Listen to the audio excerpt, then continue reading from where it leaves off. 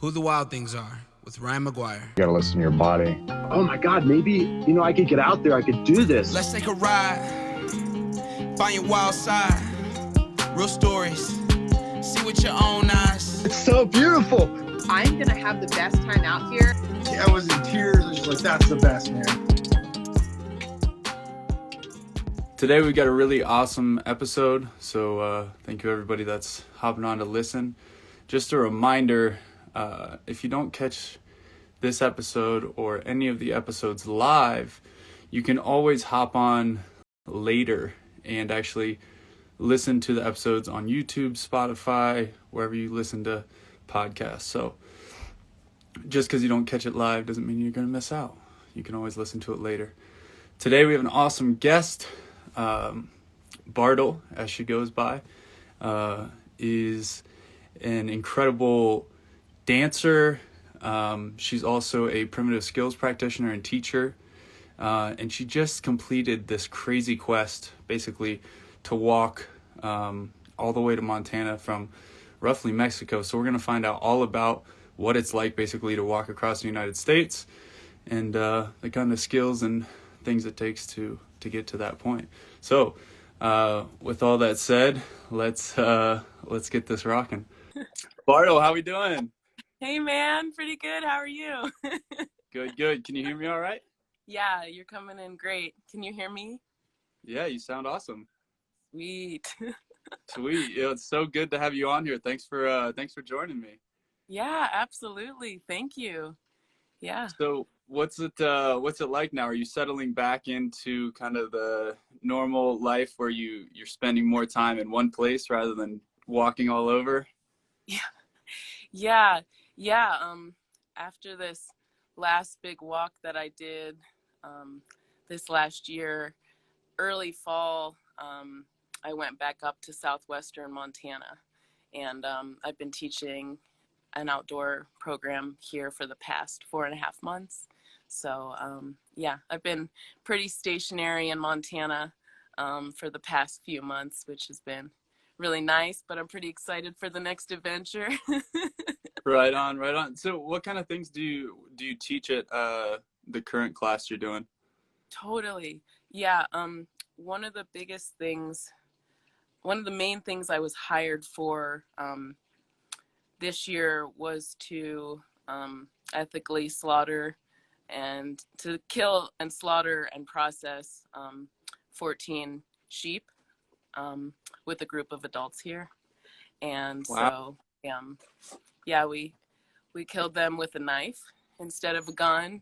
And then the goal with each animal that we processed was to only waste the waste. So we processed all the bones and the meat and all the organs, and even made sausage or cordage with the intestines, processed the blood, worked with different ways of cooking blood, and obviously used the brains and the hides for tanning. So that was one of the biggest projects here.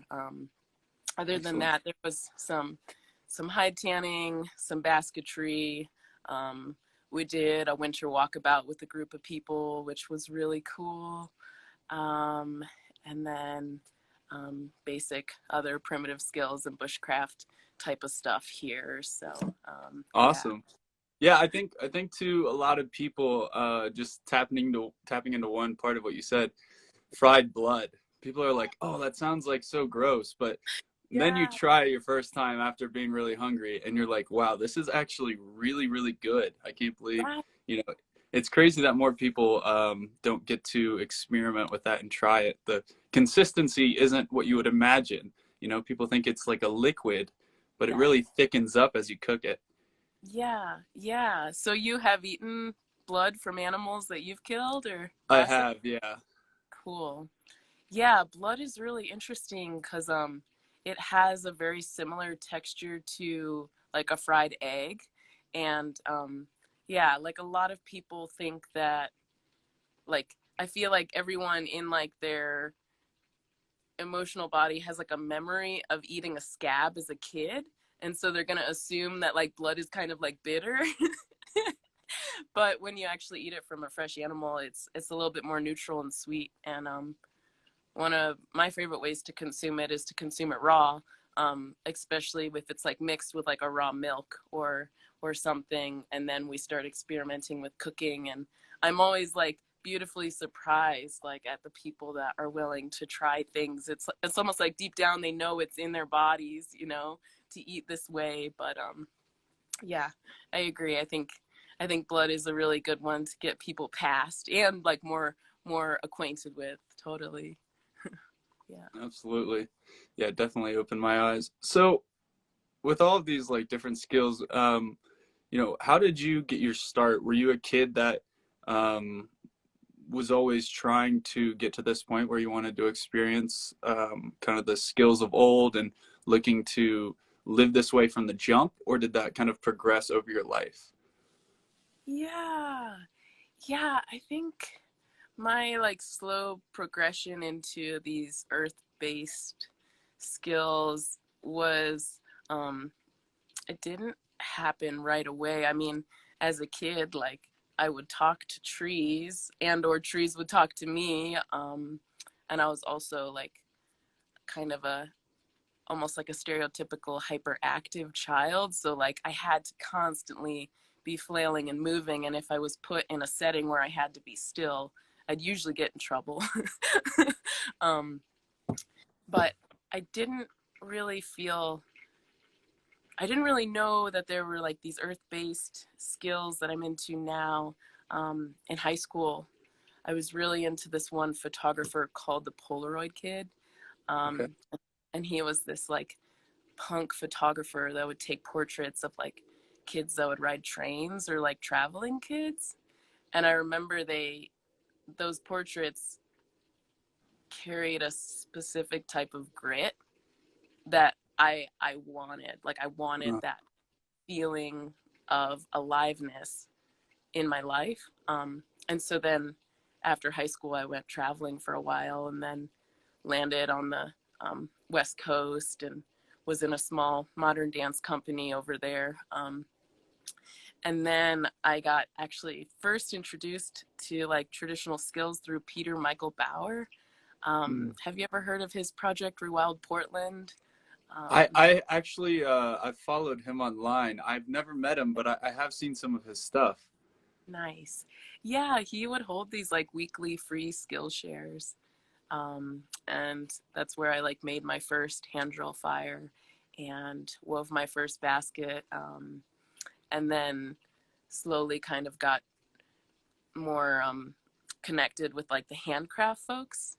And then eventually had a deep desire to walk and to walk long distances.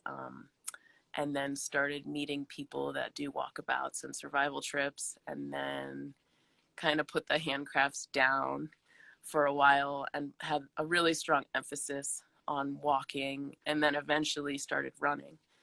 Right. So. And Yeah. and all that, it was kind of, at least from what I know about you, it kind of seems like a natural progression because your background, it wasn't just a hyper kid. You were actually like a super talented dancer with like an affinity for like high level modern dance and Yes. ballet and such. Yeah.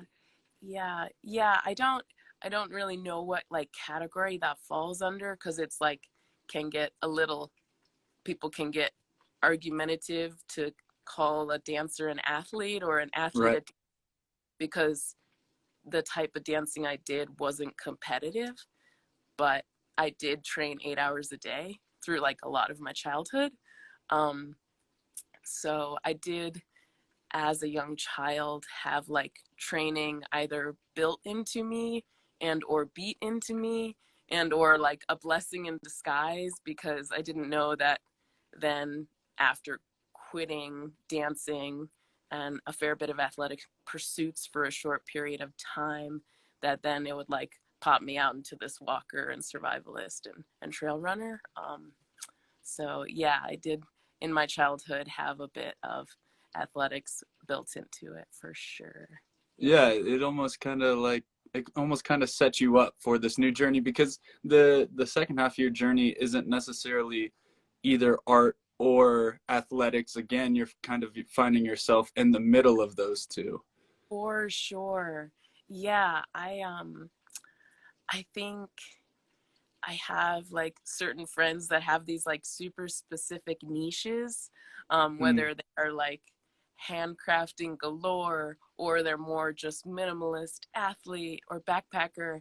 And I noticed that for me to feel well-rounded, just as like a dynamic person, that I really like to, for certain times of the year, just like dive really deep into my training and my movement arts and my outdoor education and my walkabouts. And then there's other times of the year where I just want to be like singing songs and like weaving baskets and teaching a bunch. And like, I feel like in my early 20s, there was always this kind of search for a specific, but now I feel like in my 30s, I'm just like accepting myself for just being like, these are all these things I love. And if seasonally I can fit time into like pursuing them, then I feel really, really good about it for sure.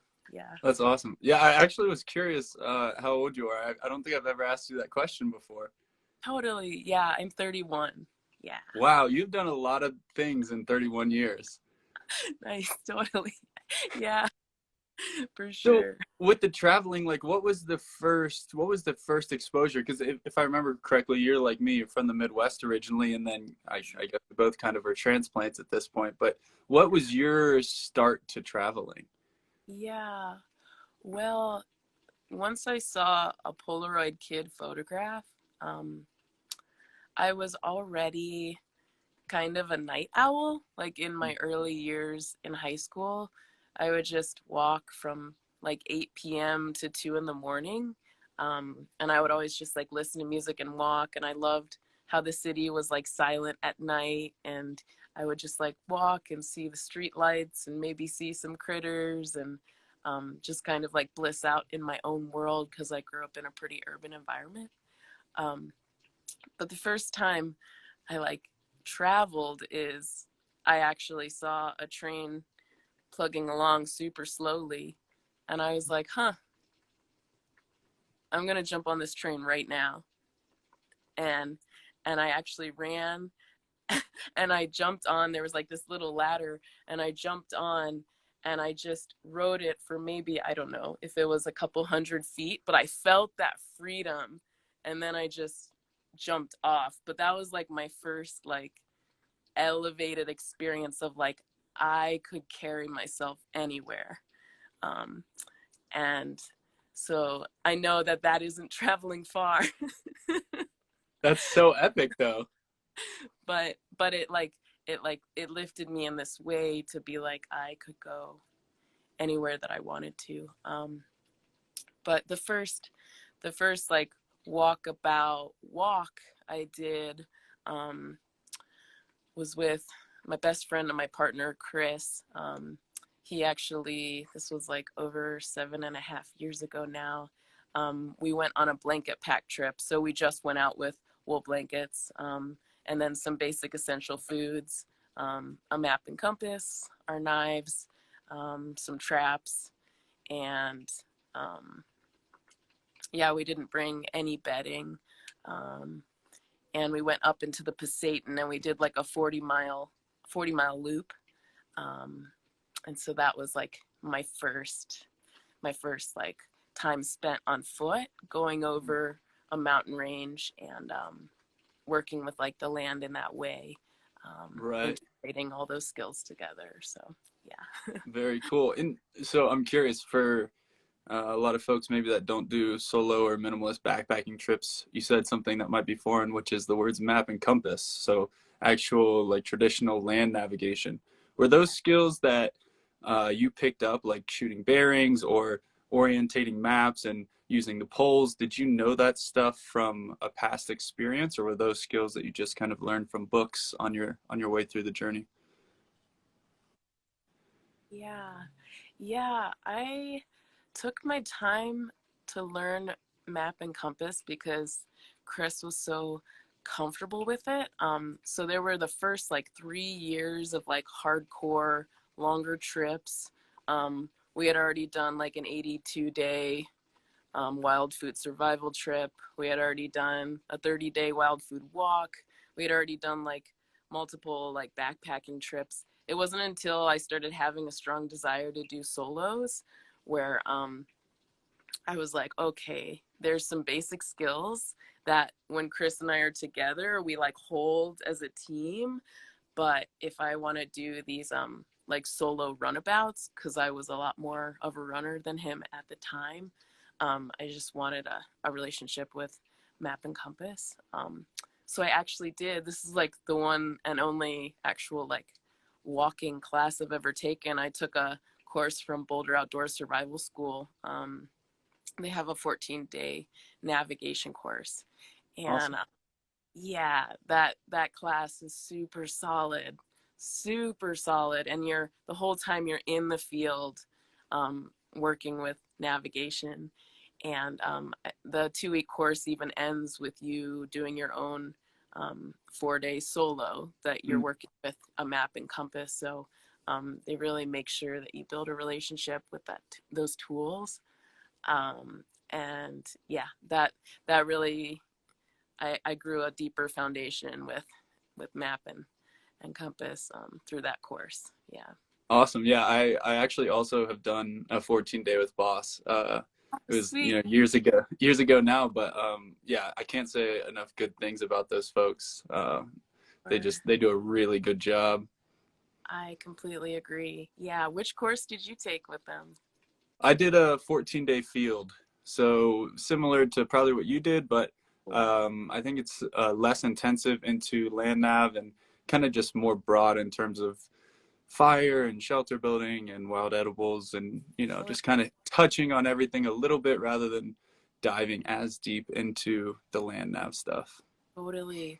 Was that your first time on a calorie deficit that long? Oh, good question. I think so. Yeah, I did 14 days with them and I lost 15 pounds. Totally. Yeah, so yeah, I think it was. I've gone like with less on my solos now, mostly intentionally. Like I'll kind of stop eating even if I have a lot of fish on my solos, because I feel like sometimes the fasting gets my mental clarity, like, or really it's like mental acuity. Like I'm able to like dial in super hard when I have like a solid fast going, rather than if I'm always eating and always thinking about food. So yeah, I think that was probably the first time that I'd gone on that few calories. Nice. That is so cool that it sounds like you did go hungry on that trip, and now you still like play with that relationship with calorie deficit and what that does to you and what state of mind that brings you to. I think that's pretty incredible. Yeah, it's awesome, and it's done a lot for me. Actually recently with the injuries, when I've been injured and I feel really weird about being, you know, kind of stuck in one spot and not being able to move as much, I'll take that time and do a 1 or a 2-day fast. And I feel like it helps my mood and makes me feel like I'm not wasting time, because rather than just, you know, sitting there like injured, I'm turning that time into like dedicated fasting. I don't know if that makes sense. Oh, that makes so much sense. I think especially for people that have done survival trips or have experienced a certain level of hunger, I feel like I immediately grew a deeper gratitude for food and also a deeper desire to play with what it's like to be without. And it's interesting, like seeking that struggle intentionally, but knowing that it's like the medicine you need to either give you purpose in the present moment or to heal your body, or yeah, it's just like, yeah, that's really cool. Yeah. Yeah, it's a really powerful thing, and it's like a fad now, but like, I mean, this has been going on for thousands and thousands of years. People have been doing this, so I think there's definitely something to it for sure. Totally. I absolutely agree.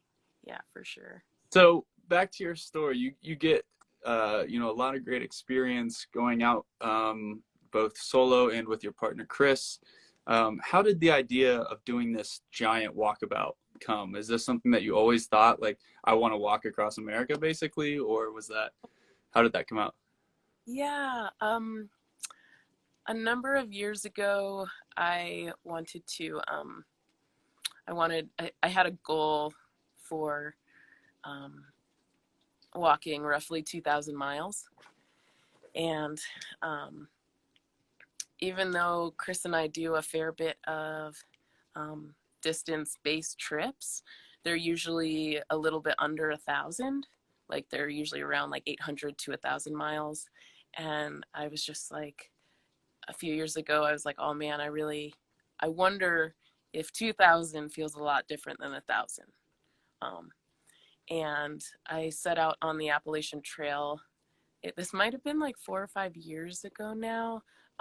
That trip was by myself. Chris was going to do a survival trip in southern Utah, and I jumped on the Appalachian Trail because I was like way more into distance hiking at the time. And I made it roughly 30 days in, and I ended up getting really bad giardia. So that got me off of the trail. Yeah. Yeah, it was pretty gnarly. But so that year I didn't achieve that goal, but that goal had stuck with me as the years went on. And then Chris had this idea to do a walkabout through all of the states that we want to. Oh, hi. Here's my dog. Wow. Here's Mila. She's a little German Shepherd puppy. She isn't very small, but She looks like a wolf. do you want to say hi? She just popped the door of the yurt open. I'm going to shut it real quick. Take your time. Hi, pup. Yeah, Chris wanted to, I still had my dream of walking 2,000 miles, and Chris had the idea of like walking through all the states that we might potentially want to live in. So we kind of combined the two dreams together and put together a walkabout, starting with the Arizona Trail, and then jumping into Utah, walking to Matt Graham's runabout class. Because I was like, well, is there a better way to compliment Matt Graham than to walk 1,000 miles to his class? That's so true. And then from there, we went through Utah and then into Wyoming. And we wanted to end in back at this yurt, but we ended up stopping 200 miles short of our goal because we got a phone call that one of our dogs had gotten really sick. No. Yeah, so we had to hitch back to where Chris's parents were to visit our dog, and we're happy we made it because he did end up dying. Oh no, I'm sorry to hear that. Yeah, it's okay. He was old and sick, and we were happy to be there with him. But yeah, so that was kind of the intentions and the gist of the walk. And then we headed out last spring walking northward. So yeah, Awesome. Yeah. Did you, well, I have like 100 questions about the walk, but my first one is like, as it sits right now, did you and Chris like walk through a spot and you're like, this is where we need to get land, let's live here? Yeah, let's see. Well, the funny thing is like the walk was missing a really important state for us, which is New Mexico. And that's actually where we're heading first to look for land this early spring. So along our walk, we never felt that clarity of where our home is, but we did feel clarity where our home is not, if that makes sense. Because I don't know if you experience this, being someone that spends a lot of time on the land, walking and running and exploring and climbing. You end up seeing the beauty in everywhere, especially like different bioregions bring out in order to kind of thrive there, it brings out different parts of you. And so for me, I kind of love them all. And so yeah, along the walk we did get clear of like what places we would feel okay visiting or coming to do survival trips, but they wouldn't need to be like where we rest and recover, if that makes sense. Absolutely. But yeah, we never had that aha moment, just inspiration to keep walking everywhere. Yeah, I can totally relate, honestly. It's a tough one because you always have that feeling like you're going to find a spot that feels like this is it. And I know personally I've lived or gone through probably 25 or 30 states in the last year, and I liked all of them, but I still don't know where my place is yet. So I think what you said there is a really important thing, whether it's where you're living or what you're doing on a day-to-day basis for work. Like sometimes figuring out what is not the answer is almost as important as figuring out what the answer is. Like I know that I don't want to be here is almost as important as figuring out the other. Totally. Yeah. And also, like another thing that I like have realized is where I really, really like to walk doesn't necessarily need to be where I call home. Like, and so that has helped us narrow it down, but I think it will just come down to making a decision at some point. And either thriving from it or suffering from the consequences of it. But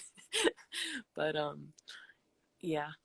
That's what they say, like no decision is one of the heaviest decisions of all, right? It's like I struggle with like the indecision a lot, and it's like sometimes you just got to pick a path and then figure out, and if it's not the right one, then you can readjust. You can always switch it up. Totally. Yeah. So when you guys did your big trip, was there a any section or any point where you guys had a crazy wildlife encounter? I'm sure that you guys were like so ingrained and you probably become like really part of your environment after being out there that long. Were there any moments where you had like a crazy wildlife experience? Yeah. Well, in general, this past year was a super drought rich year. And so just on average, I saw way less animals than I have on other trips. And also nothing like super big is sticking out, only because there have been other trips we've done that we've had like crazy encounters. Like there was this one slot canyon Chris and I were walking down one year, and there was a fire on each side of the canyon, and it funneled like bears and elk and deer. And there were like birds flying like through the slot as we were walking, like literally running past us. What? Like, yes. Yeah. So we've had like experiences like that. I didn't even see a single rattlesnake this year, which is so crazy. Wait, time out. You're telling me that you were standing there in a slot canyon and a bear ran at you face first? Yeah. This one trip we were in a part of New Mexico, and we were in this slot canyon, and there was a fire on each side of the canyon, and there were elk and bears that were tunneling past us. So nothing had ever come in the direction. We were like moving in the direction of everything else, because we were walking down a butte and then out into like an open flatter plains. And that is, I'm trying to think what else. Yeah, we didn't see any javelina, but there were deer, there were elk, and there were bear. And yeah, that was a pretty crazy experience. Very cool. So on your solos, I'm curious, what is it like? how much of this food you eat are you packing in versus how much are you like hunting and foraging for? Yeah, that's a really good question. A fair bit of my friends that do certain types of walking, they usually trend to have a style or an approach that they like stick with. So like my friends that work with animals, they may be supplementing their diet with the milk that they're getting from their animals, and then supplementing with grain or jerky or other foods that they have. Chris and I trend to always set some type of different experiment or challenge dietarily. So if you're doing a wild food walk, everything we're bringing out has been wild collected and or like feral fruit, stuff like that. And then the rest is either what we can find and forage or end up not eating. But then there's other trips we do where we'll just bring some type of like grain, but then try to hunt all of our meat. And then there's other trips where if it's just like, let's say if we've just finished a like really long season of teaching and we just want to be out, we'll bring all of our calories is mostly just like backpacking foods, you know, on like the healthier spectrum. So it really varies. But one thing that we do always have is like a lot of meat and dried meat and pemmican and a lot of animal fat that we've processed ourselves. And yeah, so it really varies. It like depends on whichever trip we're doing and what our intention is, because there is an aspect of us that is just ultralight backpackers. There's another aspect that we're survivalists. I spend a lot of time with animals and herding and animal husbandry. So it really is like whatever our flow is and what we're desiring. Cool. Yeah, it's cool that you guys like set an intention beforehand. I've found myself like it's sometimes I feel like I'm either no food, like I'm not bringing anything, just kind of find what I can or forage what I can. And then other times I'm like haven't thought about it at all, and I'm like stopping to grab like nuts and seeds and jerky on the way in because I have not been as intentional. So it's cool that you guys put thought into the challenge to kind of make a certain you're trying to create like a certain environment where you're emulating you know, a certain experience that you're looking for. So it's cool that you guys kind of set that beforehand, rather than playing it by ear. Yeah, I have noticed that when I'm going out for shorter trips, so I would say anything that's like under 10 days, I feel like it's much more easier to wing it, because like if you have a deeper experience with spending time out walking or running, then you really know like calorically what you can put your body through, you know, like the detriment risk of it and stuff. And it's just and so it's not that big of a deal. But when we do prepare for these longer trips, I would say 2 weeks or more, there is like a pretty big emphasis in food prep and like comprehending like what we're willing to put our bodies through, or what walls we're willing to test our bodies against, because it really can change. It can change a whole trip, even if you just choose to bring sandals instead of like closed-toed shoes and wool socks, right? So yeah, it's always every trip I do, like we'll just always change things up. And like another good example is just like, what are we wanting to work with fire-wise? So are we always going to want to attempt a hand drill before we pull out the matches? Well, at the end of the day, if we have matches and a hand drill kit and we're tired and hungry, I know I'll just like reach for that match.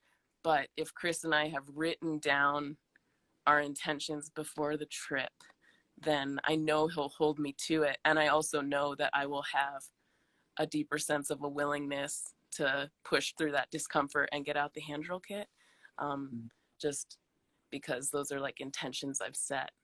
I've set ahead of time, if that makes any sense. Because I No, definitely it definitely makes sense. yeah, I like definitely trend towards what's easiest, especially the more hungry I am.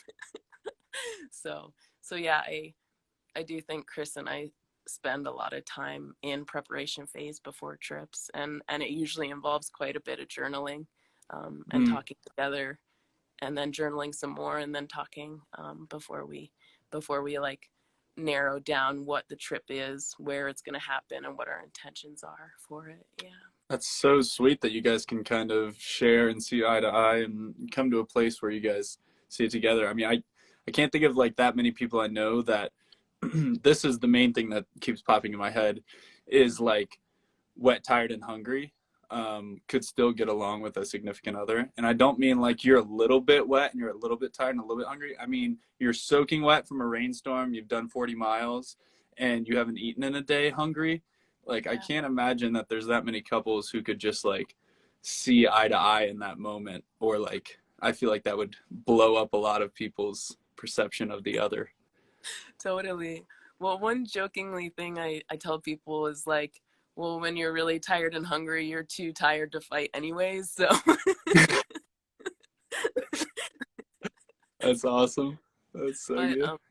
yeah, I think that relationship wise, we do way better when we're out in the field, because even though we like work together and live together, we'll have way less time for each other. And when we're actually on trips, I feel like we're like experiencing this world, going through this hunger, going through this coldness together. It has been like a foundational thing for a partnership in general. Like sometimes we'll feel the opposite of what other couples will feel. We'll know we haven't been on a trip for a while if things start feeling like rough or harder. We're like, oh, we better go do a trip. Right. But yeah, it is really fortunate for sure. Yeah. Yeah, very, very cool. So I think there was there's a minute we touched on it earlier, but you don't just do walkabouts. You're also an avid runner, and you've been doing, kind of ultra marathon distance, on minimalist style gear. How did you get your start running? It doesn't, I don't think like most dancers just think, oh, I'm going to start running now. It doesn't seem like a natural progression, but you excelled at dancing and then became a really good distance runner. What did that look like? Yeah. Yeah. Well, one thing that dancers are not allowed to do is run. Wow. And so I never ran my whole entire childhood once I started dancing. It's literally against the rules. And if you want to go pro as a dancer, you don't run. You can't run. You're not allowed to. Wow. Yeah. So I had never run, ever. I mean, I remember running when I was like 5 years old, but I never ran once I started studying dance. So by the time I was like 7, 8 years old, I wasn't running at all. And I when you are like studying something to become professional, you kind of just don't question your teacher. And one thing they did tell me is they were like, well, you are like building your physique differently if you pursue running over dancing, which dancing is really physique oriented. And so I just did what I was told. And I ended up quitting dancing when I was roughly 15 years old. I quit dancing for a number of years. And once I started doing walkabouts and survival trips, I kind of started like building a relationship with jogging and really liked it. And then I started running. And then I read a pretty well-known book, Born to Run.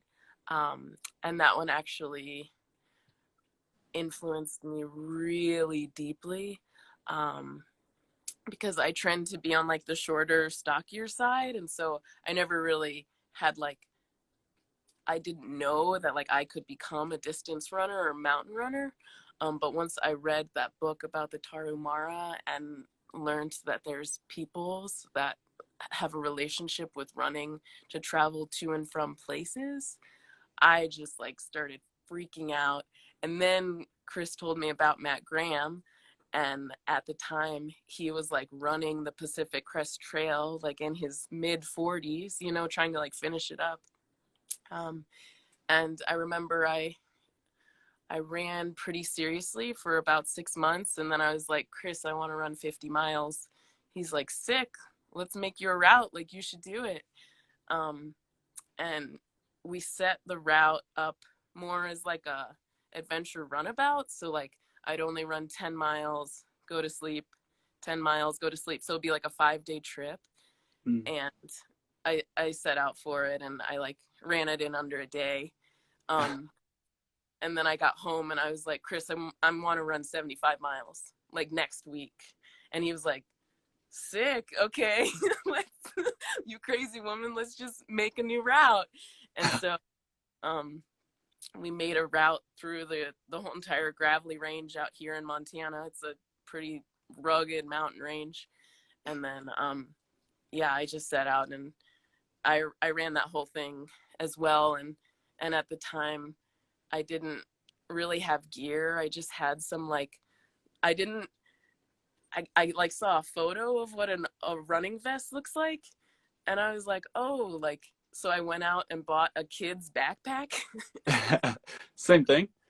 Yeah. And then I like made a chest strap with baling twine.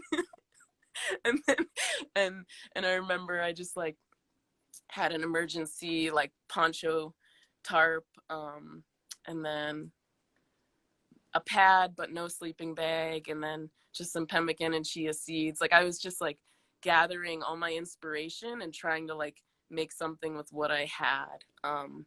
And then, yeah, I went out and ran that as well. So, and that was before I had a better relationship with navigation. So the really cute thing is like for the 50-mile run, I was on dirt roads, and then the last like 25 miles was just on train tracks. Yeah. I knew I wanted to do distance, but I didn't really know how to navigate the land yet.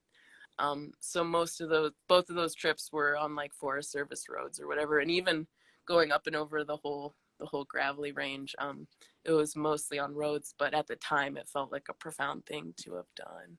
Absolutely.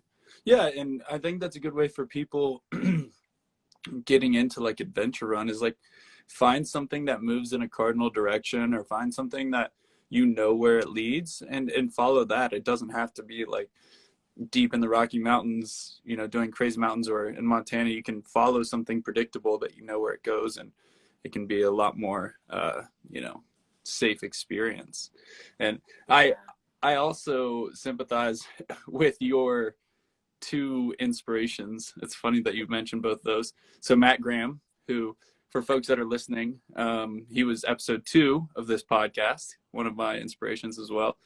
And then Barefoot Ted from the book Born to Run was like episode 9.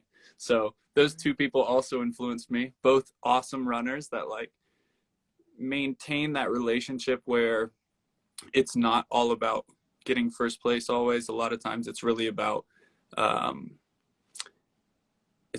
the experience of the run. So those two people had a profound impact on the way I run, and I feel like you kind of embody that as well. And I've even heard you throw out a term, I think you called it freedom running, rather than like running a race, kind of running more to feel like a free human. Yeah. Freedom running is what I end up teaching whenever I go to the gatherings. And it usually just involves some type of run through a landscape with a group of people. Yeah, for sure. How is that different from what most people probably practice when they're running? Yeah. Oh man, I think when a lot of people run, they're trying to either burn calories, they're trying to get a workout in, they're trying to run a certain speed. They are trying to, like, I just feel like there's so much number crunching and goals that can kind of get in the way of what running can be. I also am like a firm believer of body movement. And so I'm always trying to find ways that I can approach movement or exercise and get people like more comfortable with it. I also think running in general just has a really bad reputation. And so I'm always just like, well, shit, how can I make this so fun? Like, how can I make this fun for the people and their bodies again? Because I'm sure it's like built within them somewhere in their ancestry. So, yeah. Yeah. And I think that's kind of the emphasis in Born to Run in that book. It's for those listening that haven't ever heard of it. It's a book by Christopher McDougall, who also has a small talk online you can look up that talks about the Tarahumara and kind of this hidden tribe of runners, and relates it back to our natural inclination as human beings, like our species, is to run really far on hot days, and our ability to sweat really allows us to do that better than any other animal on earth. We're not really naturally equipped for anything. We're not strong for our size. We don't have fangs. You know, we're not really that good at anything except for running far on hot days. And that's really been how our species has evolved. Totally. Did you grow up running?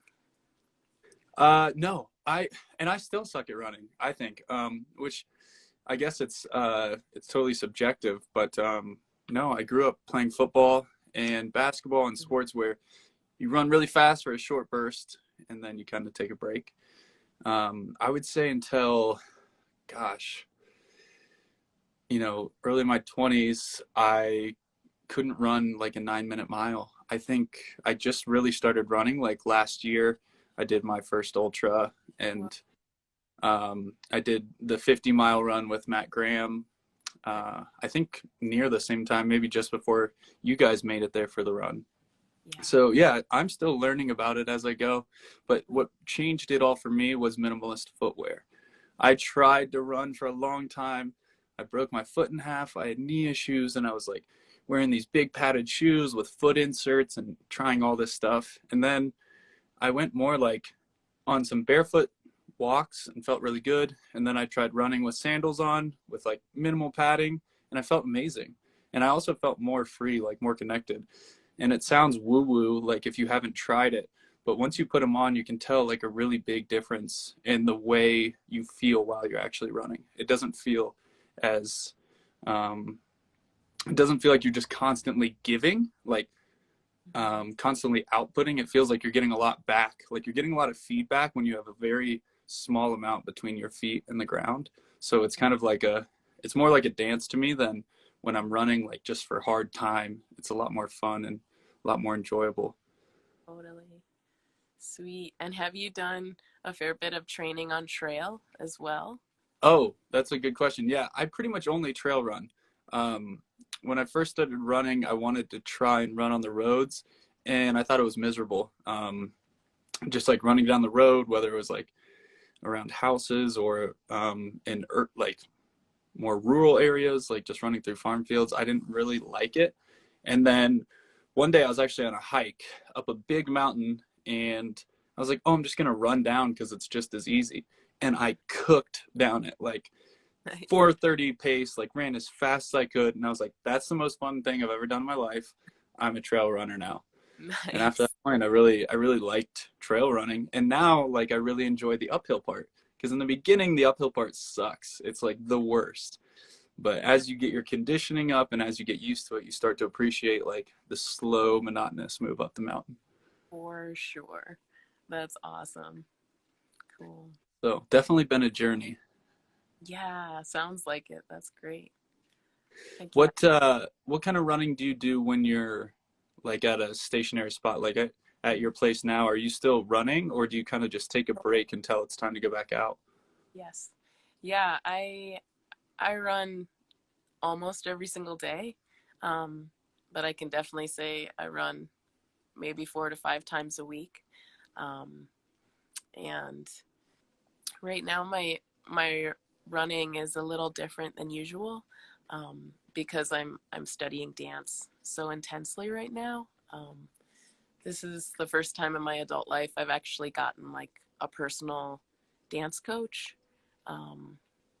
She studies like the Ito Portal movement method, with like a strong emphasis on like modern dance, and so it's a ton.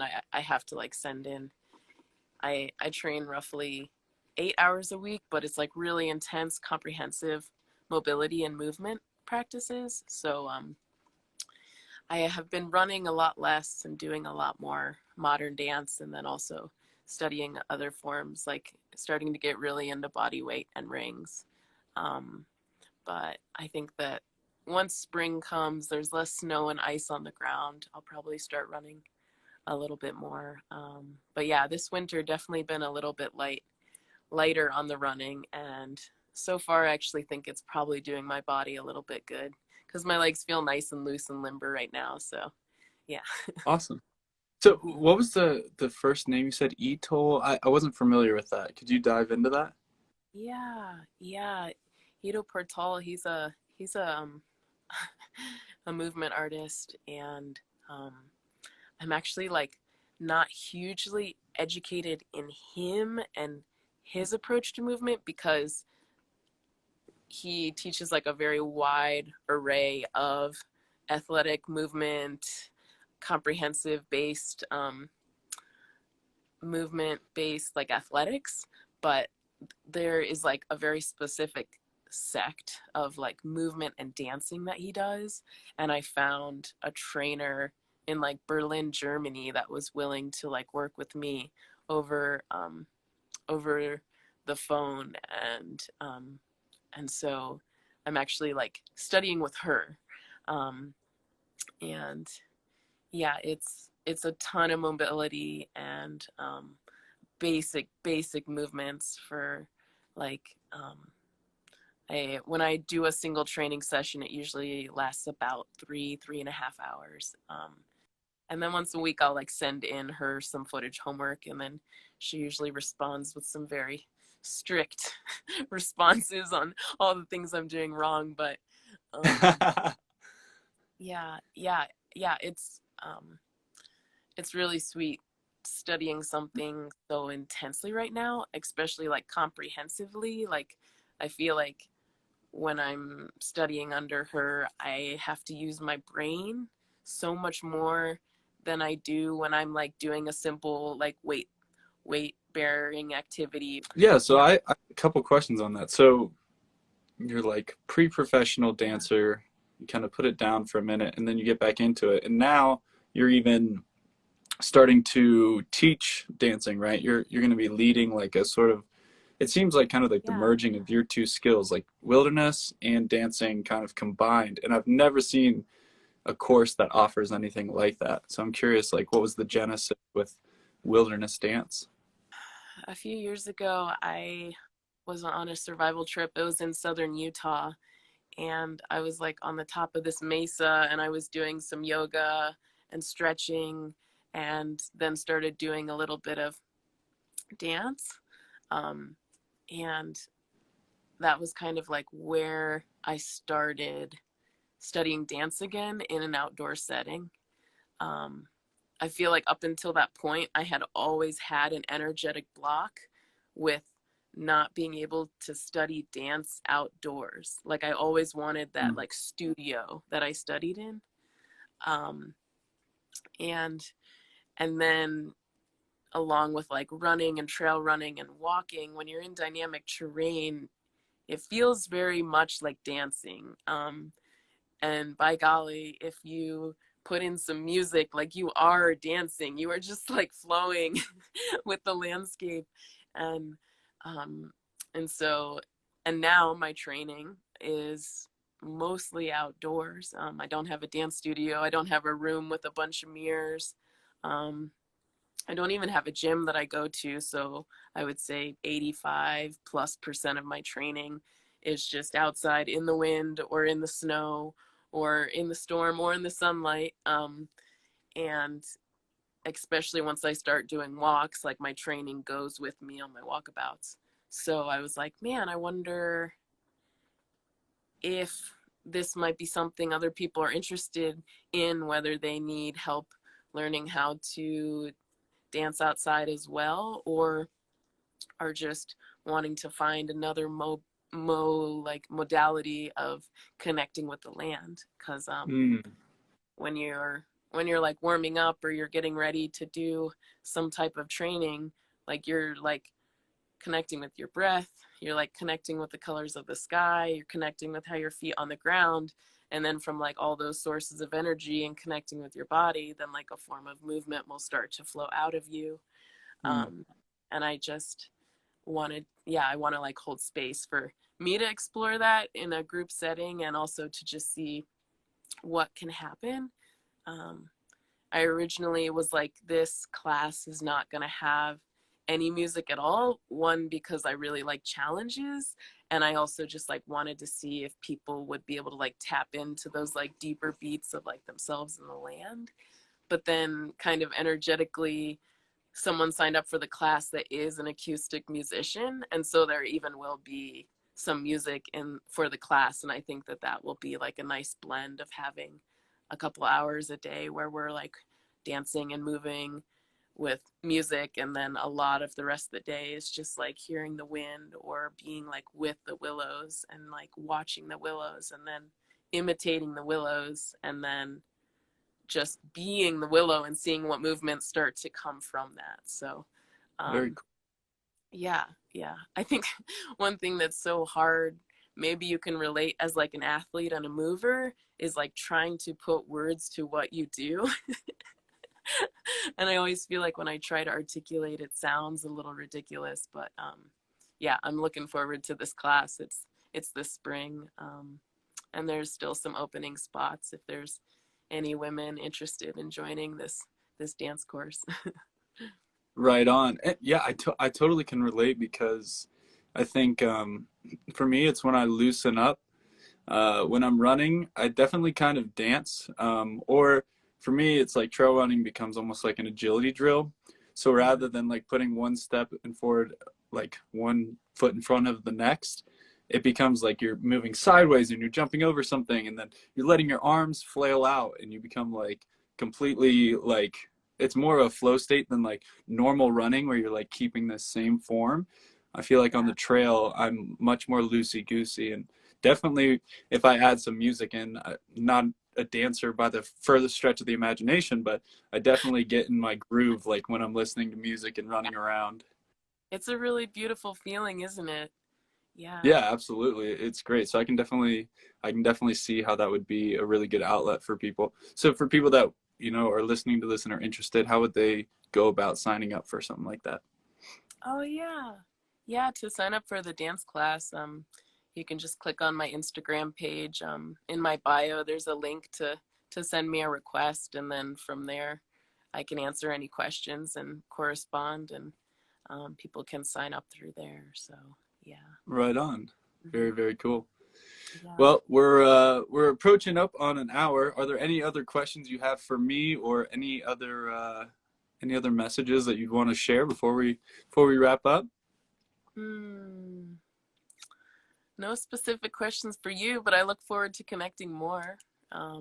Absolutely. Yeah, I just hope that everyone, wherever they are, is like getting some good rest, especially for people that are in the colder climates. It's kind of in the middle or the tail end of winter, and it's a good time to take care of your bodies, especially if you're athletes out there. So I hope everyone's resting. I think I need to hear that just about as much as everyone else. Nice. Me Yeah. too. All right. Well, that's the mission, is both of us get some good rest and chill out for a little bit. Sick. All right. Well, Bartle, it was so fun talking with you, and I definitely hope to connect soon. We got to do a walkabout or a runabout next time we're in the same spot. Totally. I'll be in Colorado next month, so I'll hit you up. Oh, I'll be here. Let's do it. Sick. Awesome. All right. Thank you, Ryan. Yeah, epic. Have a good night. Yeah, you too. Stay well, guys.